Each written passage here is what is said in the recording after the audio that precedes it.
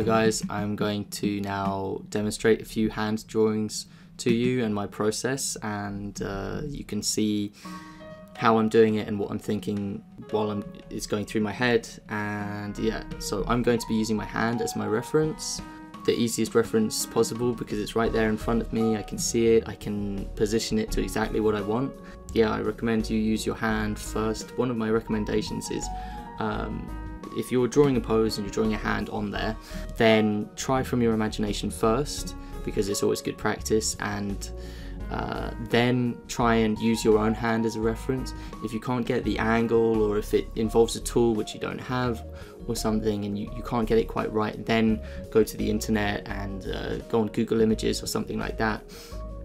Shutterstock is very good for that, and look there and use that. Just putting the pressure sensitivity on. Okay, those are my sketchbook hand drawings.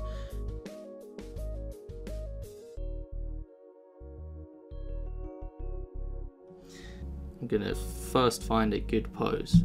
Okay, I like that one. So this one involves foreshortening. I'm just gonna jot down some of the shapes that I'm seeing from them. The foreshortening bits are usually some of the hardest to do, and I'm just going to go straight for them and then refine them later.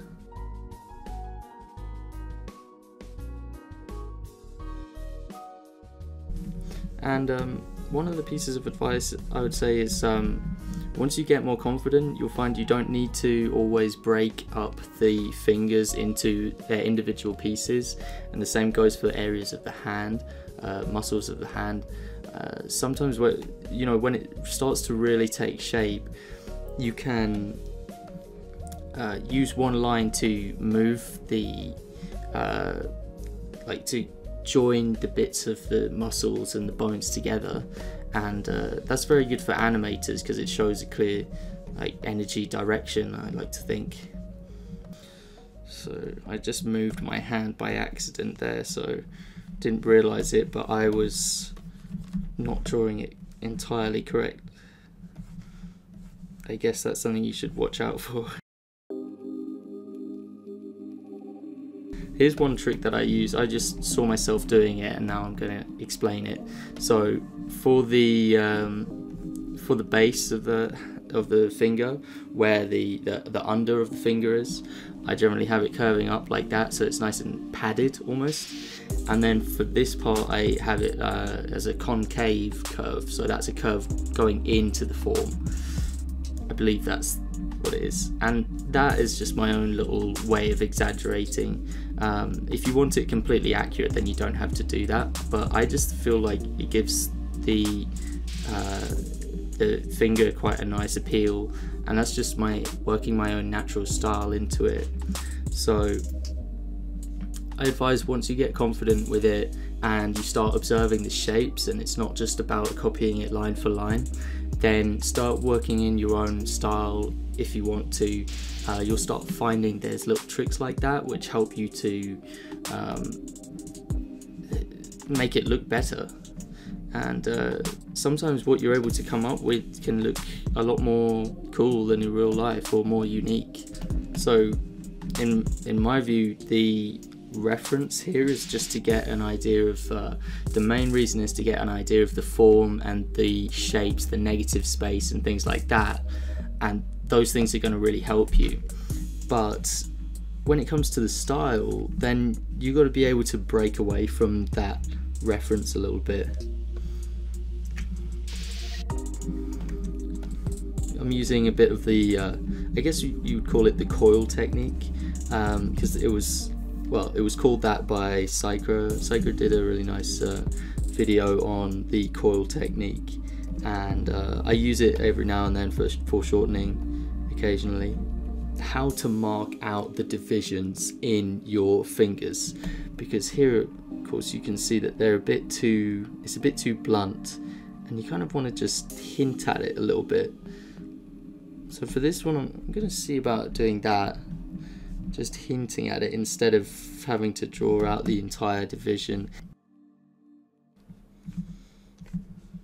This is a really important landmark piece here's this division in the palm. In a minute I'm going to show you my trick for attaching the hand to the wrist, and it's one of those little tricks that you pick up that once you discover it, you use it a lot. There were a few areas of this that I just improved a little bit during this time lapse. I made the thumb a bit smaller because I figured it was looking a bit too big, and I also flattened out the palm a bit because I realized it just looked too big because of the angle that it was at.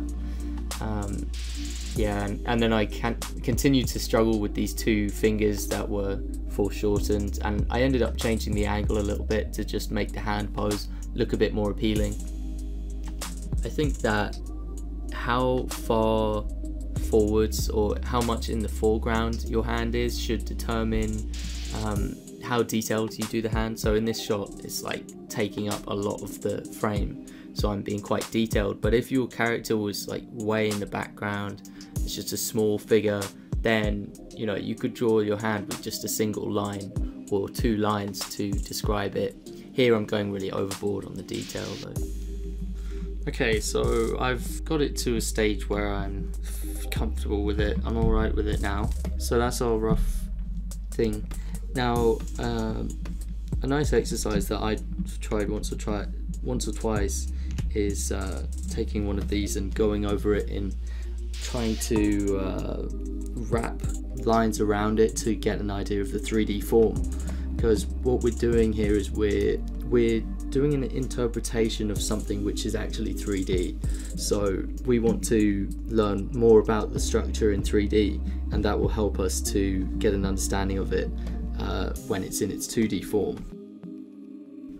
I would give you some advice for this part, but really there's not a lot that's practical that I can tell you about it, because a lot of it is about feeling what seems to pop out at you, and again, more observation skills.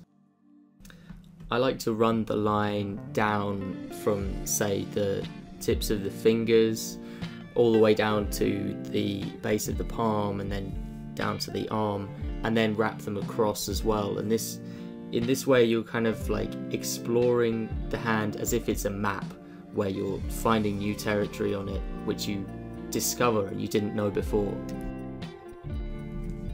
Okay, so I've just drawn these contours onto a duplicate of the hand that I drew, and while it's not I'm not suggesting that you do this for every single hand drawing that you do, especially not if you're animating something. This isn't something you're going to want to do in your final result. It does give you a better understanding of the forms if you practice doing this enough, and it helps you to think of it in 3D, and you're actually kind of wrapping the lines around a sculpture that's already there. And that can be quite a nice exercise for you to do if you're trying to think about, foreshortening and really trying to imagine what it is that you're drawing. So that actually goes for a lot of complex structures that aren't geometrical. You can try and do this to them. So yeah, that was just an interesting exercise, and yeah, but now moving on, I'll go on to a different thing now. I want to point out a couple of little strategies that have really helped me, and they're just things that I call upon all the time when I'm trying to get across a quick hand shape. So the first one is this area here, where it attaches to the wrist. So I'll just show you quickly what I'm talking about. Now let's say you've got the square here, and as you know, I like to put the thumb on, and we start with a kind of square box, and then we have the fingers, and there's a nice little part here, but really what I want to show you is down here. So to join this, right now, as you can see, it looks too much like the hand and the arm are just part of the same thing, and you need a divider here. So normally a wrist strap kind of thing like that, but then that makes it look quite it's not a very elegant way of conveying that. And what it actually is that I like to do is it's just this simple little cut into the hand here, and it's a bit like an arrow that's going down, coursing down the palm, and that's just how I like to see it. And now you can actually join that on with this, and it kind of feeds into that part. And this actually, once I've drawn this arrow, you can see that this part wasn't actually very well done, and a lot of the time this one's a bit more subtle than the thumb one. This thumb line down there seems to be the most overt. So, and then you can get a bit like that. Just hint at them. You don't have to join the lines up. In fact, it can be much better to not join these lines up. So I'm not suggesting that you do they all have to end somewhere. That can actually look quite heavy-handed. So yeah, you just kind of hint at them. So as long as you know where the lines are, the construction lines, you don't have to join them up the whole way. So doing that is actually not a good idea, but just being aware of that and just putting the line in there can be nice. Let's just redo that. And another thing that you'll have noticed that I did was I joined up the two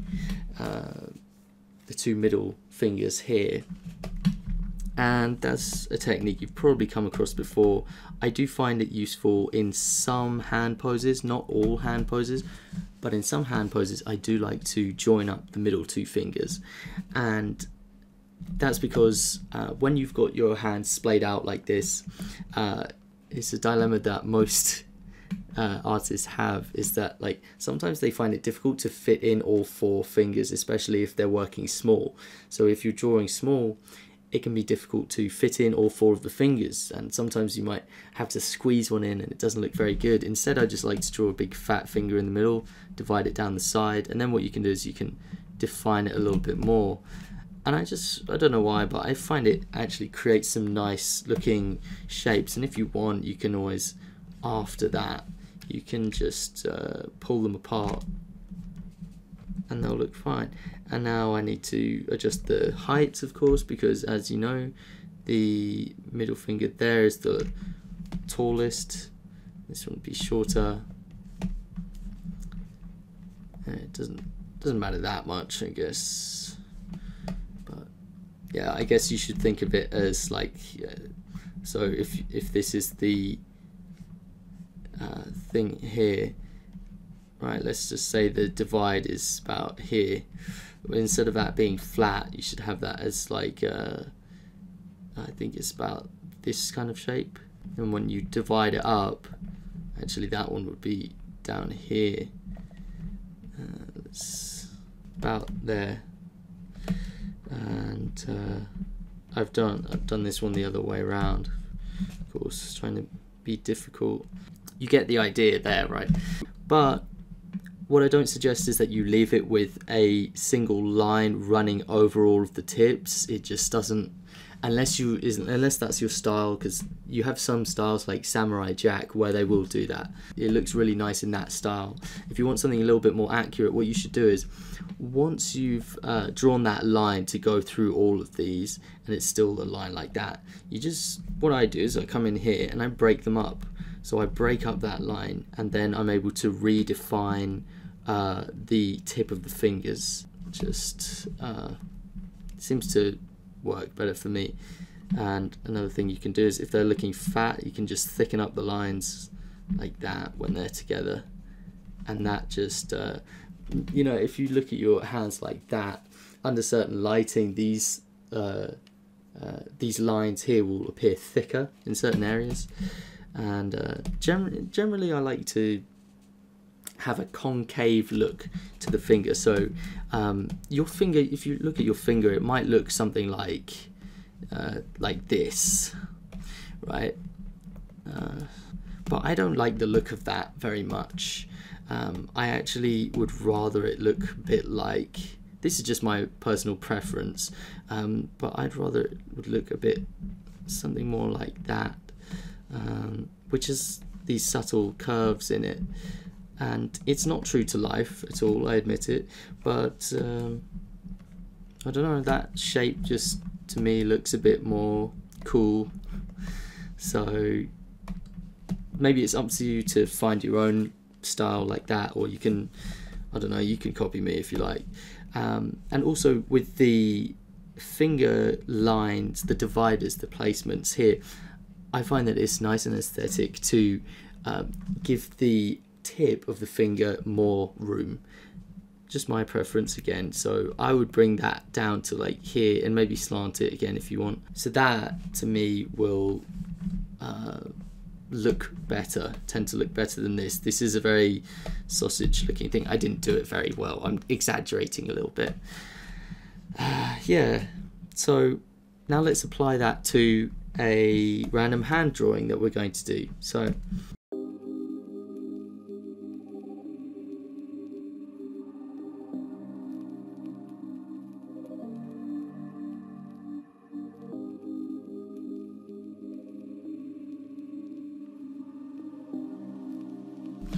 you see here I've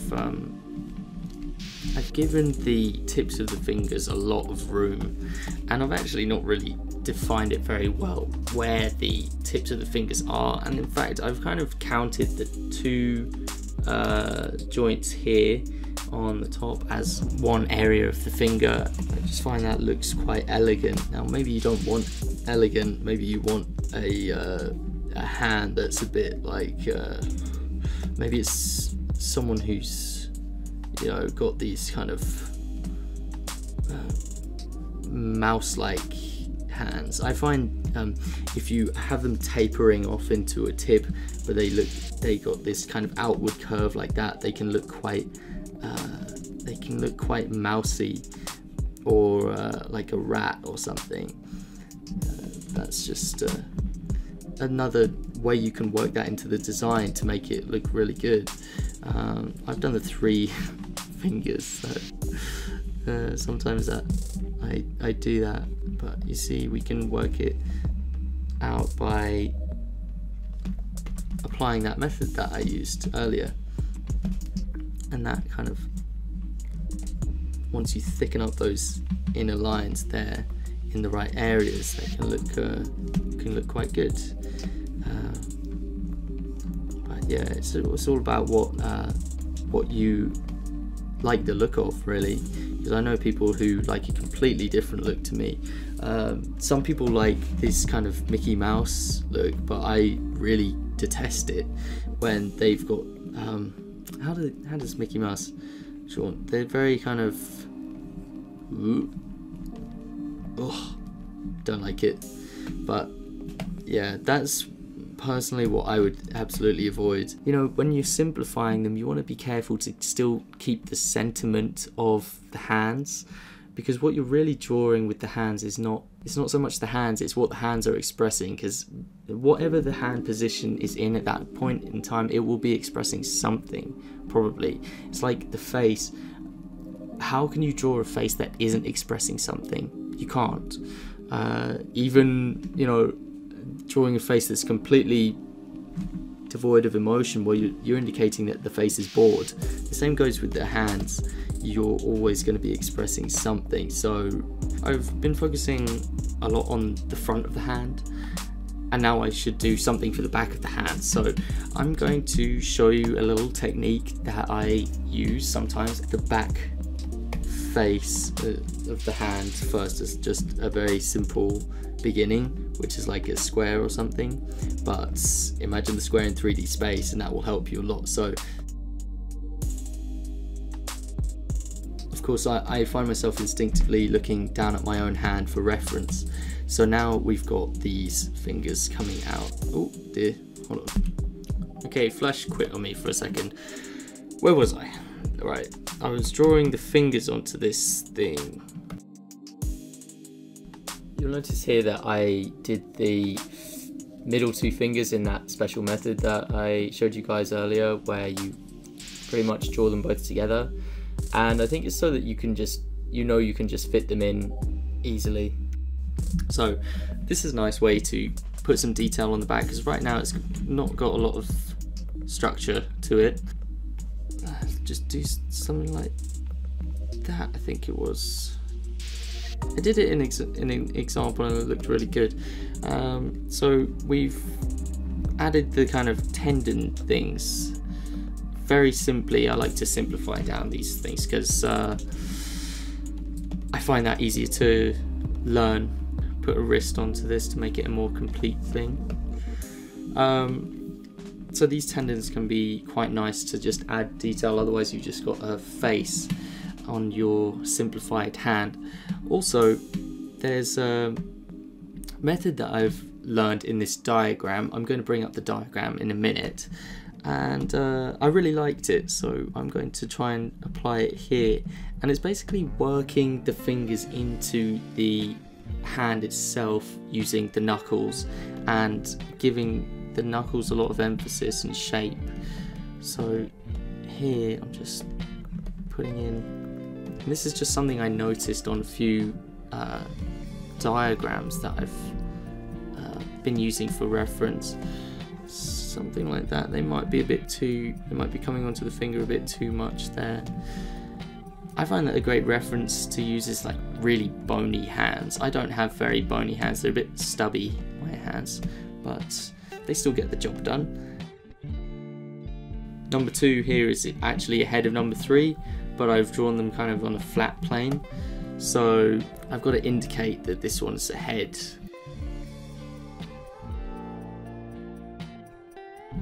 And after a while these things kind of become instinctive.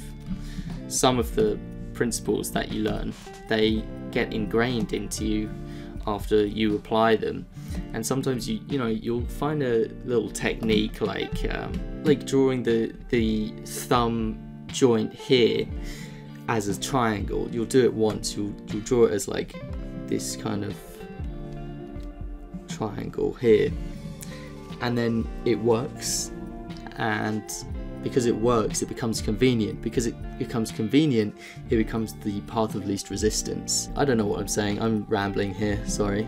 Yeah, I don't like the fingernails, I'm just gonna leave them. I wouldn't worry about drawing the fingernails on. If you're doing an animation as well, I mean, who has time to draw fingernails, right? And for the little rough patches on the back of the knuckles, you can just squiggle. Just squiggle them on. Make sure they're at the right angle though. One of the ways that you can look at hands and draw hands, this is a cool diagram that I've been looking at.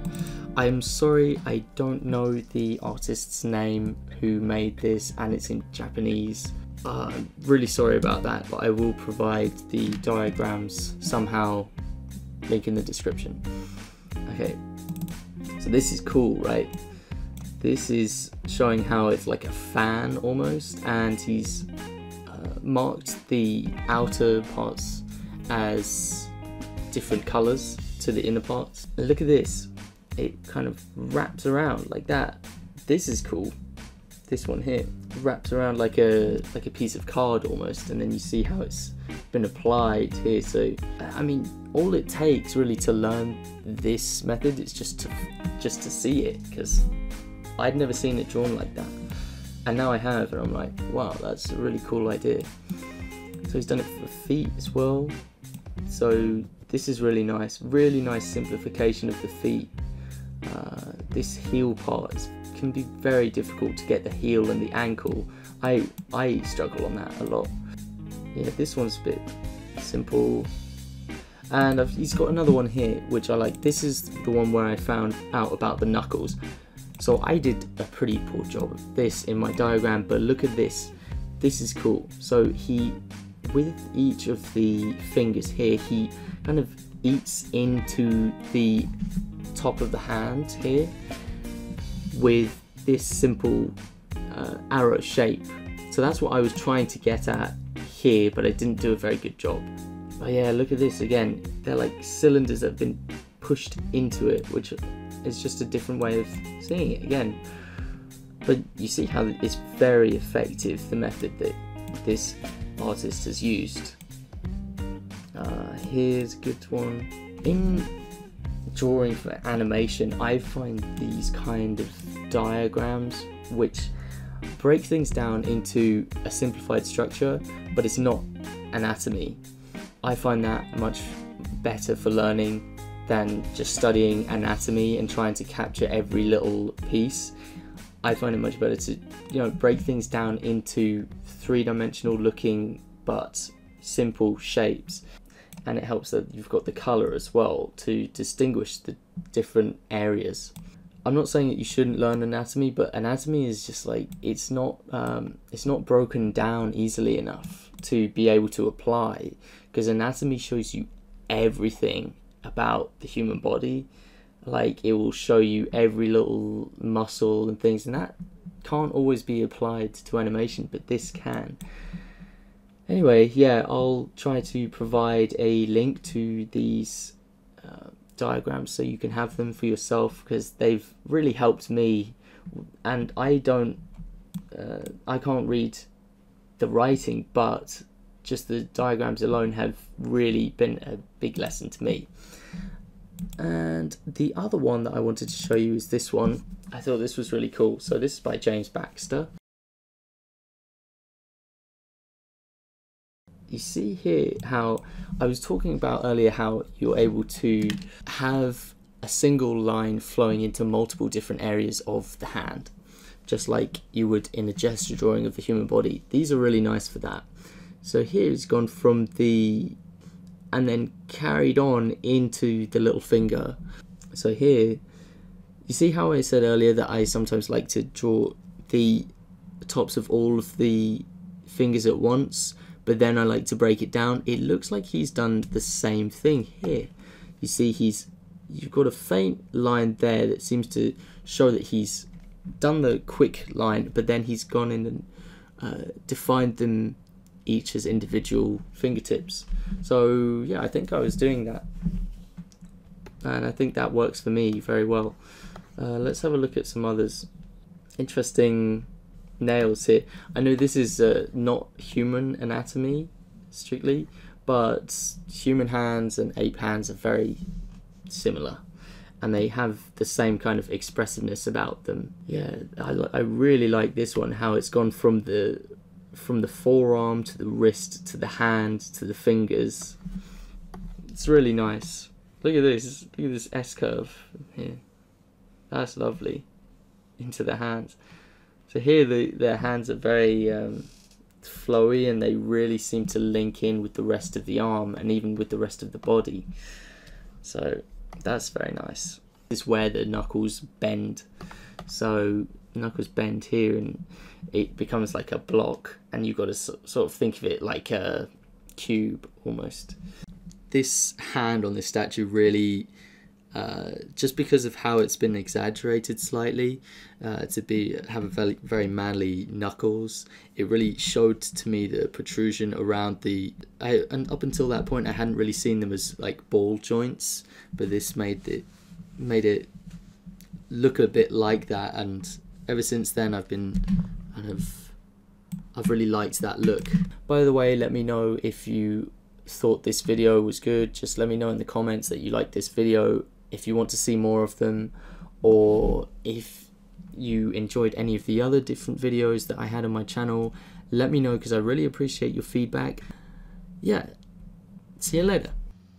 Okay, so you see how we're coming up to a small break point because this robot in the background, who she passed, isn't quite there yet, and she's just taken down this one. It means there's a slight pause point.